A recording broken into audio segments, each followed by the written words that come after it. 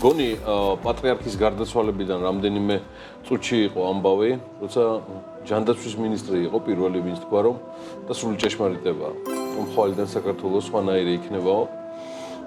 ნამდვილად ასეა.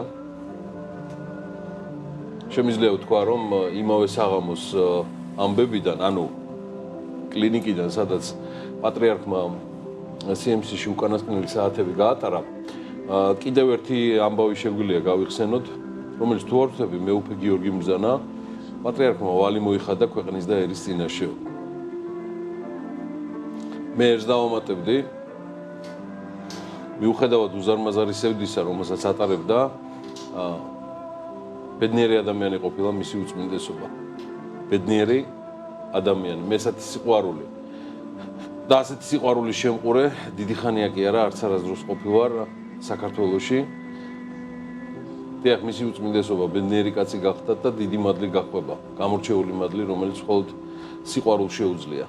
რასაც ის უშურველად არიგებდა მრევლში და 10,000 მაგად, 100,000 მაგად დაუბრუნდა ამ დღეებში უკანასკნელ მიწიერ გზაზე.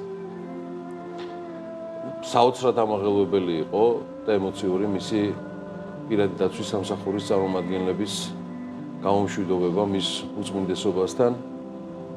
ძალიან სამწუხაროა, რომ მთელ შემადგენლობას პირადი დაცვის სამსახურისა არ დასცალდა ეს დამშვიდობება, რომ დამშვიდობებოდა პატრიარქს, რომლის სიცოცხლეზეც ისინი პასუხს აგებდნენ.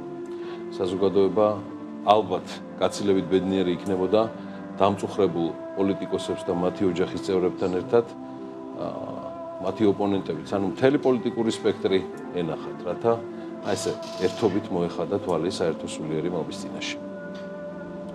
და კიდევ ერთხელ მართალია მიხეილ სარჯველაძე, რომელიც ამბობდა, რომ საქართველო ვეღარასდროს იქნება ისეთი, როგორიც იყო ილია მეორეს სიცოცხლეში, მიუხედავად იმისა, რომ ბოლო 4-5 წლის მანძილზე მისი უწმინდესობა ფაქტიურად ვერ ასრულებდა სრულფასოვნად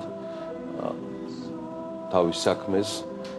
მართალია ყველა უკლებლივ ყველა, ვინც ამბობს, რომ ძველებურად აღარც საპატრიარქოში იქნება, მაგრამ ნებისმიერი, ვინც გამორჩეული იქნება არასრული 40 დღის თავზე, მას მოუწევს მიწიერი გოლგოთის გავლა შიგნით, ანუ საპატრიარქოში და გარეთ, ანუ მრევლში, რომელთათვისაც ილია მეორე გამორჩეული ავტორიტეტი გახდა და როგორც ჩვეულებრივი ადამიანი, თავისი უზარმაზარი მიღწევებით და შესწავლებით ის მაინც ახერხებდა და ქმნიდა ეპოქას. და ეს ეპოქა დასრულდა.